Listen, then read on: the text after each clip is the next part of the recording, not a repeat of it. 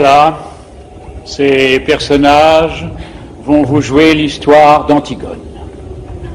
Antigone, c'est la petite maigre qui est assise là-bas et qui ne dit rien. Elle regarde droit devant elle. Elle pense. Elle pense qu'elle va être Antigone tout à l'heure, qu'elle va surgir soudain de la maigre jeune fille noiraude et renfermée que personne ne prenait au sérieux dans la famille, et se dresser seule en face du monde, seule en face de Créon, son oncle, qui est le roi. Elle pense qu'elle va mourir, qu'elle est jeune, et qu'elle aussi, elle aurait bien aimé vivre. Mais il n'y a rien à faire, elle s'appelle Antigone, et il va falloir qu'elle joue son rôle jusqu'au bout. Et depuis que ce rideau s'est levé, elle sent qu'elle s'éloigne à une vitesse vertigineuse de sa sœur, Ismène, qui bavarde et rit avec un jeune homme. Elle sent qu'elle s'éloigne de nous aussi, qui sommes là, bien tranquilles à la regarder. De nous qui n'avons pas à mourir ce soir. Le jeune homme avec qui parle la blonde, la belle, l'heureuse Ismène, c'est Aimon, le fils de Créon. Il est le fiancé d'Antigone. Tout le portait vers Ismène. Son goût de la danse et des jeux, son goût du bonheur et de la réussite, sa sensualité aussi, car Ismène est bien plus belle qu'Antigone. Et puis un soir de bal, où il n'avait dansé qu'avec Ismène, un soir où Ismène avait été éblouissante dans sa nouvelle robe, il a été trouvé Antigone, qui rêvait dans un coin comme en ce moment, ses bras entourant ses genoux, et il lui a demandé d'être sa femme. Personne n'a jamais compris pourquoi.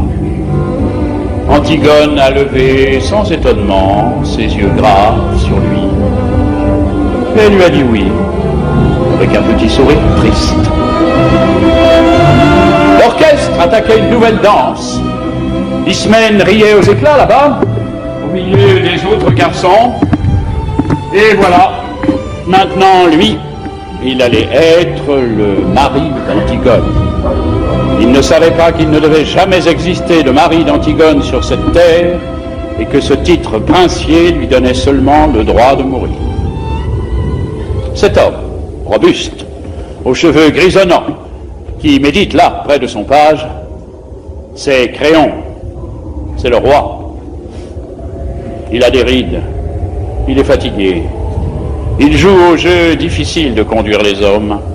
Avant, du temps d'Édipe, quand il n'était que le premier personnage de la cour, il aimait la musique, les belles reliures, les longues flâneries chez les petits antiquaires de Thèbes, mais Édipe et ses fils sont morts. Il a laissé ses livres, ses objets, il a retroussé ses manches et il a pris leur place. Alors quelquefois le soir, il est fatigué. Et il se demande s'il n'est pas vain de conduire les hommes, si ce n'est pas un office sordide qu'on doit laisser à d'autres, plus fruste. Et puis, au matin, des problèmes précis se posent qu'il faut résoudre, et il se lève, tranquille, comme un ouvrier au seuil de sa journée. Créon est seul, seul avec son petit page, qui est trop petit, et qui ne peut rien non plus pour lui. Ce garçon là-bas au fond, qui rêve, adossé au mur, solitaire, c'est le messager. C'est lui qui viendra annoncer la mort d'Aimon tout à l'heure. C'est pour cela qu'il n'a pas envie de bavarder ni de se mêler aux autres. Il sait déjà. Enfin, ces trois hommes qui jouent, ce sont les gardes. Ce ne sont pas de mauvais bougres, ils ont des femmes, des enfants et des petits ennuis comme tout le monde, mais ils vous emploieront les accusés le plus tranquillement du monde tout à l'heure. Ils sont dépourvus de toute imagination. Ce sont les auxiliaires, toujours innocents et toujours satisfaits d'eux-mêmes, de la justice, pour le moment, jusqu'à ce qu'un nouveau chef de Thèbes, dûment mandaté, leur ordonne de l'arrêter à son tour. Ce sont les auxiliaires de la justice de Créon.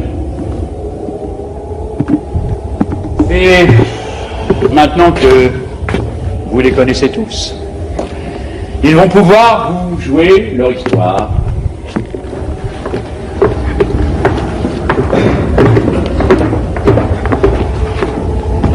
Elle commence au moment où les deux fils d'Édipe, Éthéocle et Polynice, qui devaient régner sur Thèbes 1 an chacun à tour de rôle, se sont battus et entretués sous les murs de la ville. Éthéocle, l'aîné, au terme de la première année de pouvoir, ayant refusé de céder la place à son frère. 7 grands princes étrangers que Polynice avait gagnés à sa cause ont été défaits devant les 7 portes de Thèbes. Maintenant, la ville est sauvée. Les 2 frères ennemis sont morts. Et Créon, le roi, a ordonné qu'à Éthéocle, le bon frère, il serait fait d'imposantes funérailles, mais que Polynice, le vaurien, le révolté, le voyou, serait laissé sans pleurs et sans sépulture, la proie des corbeaux et des chacals. Quiconque osera lui rendre les devoirs funèbres sera impitoyablement puni de mort.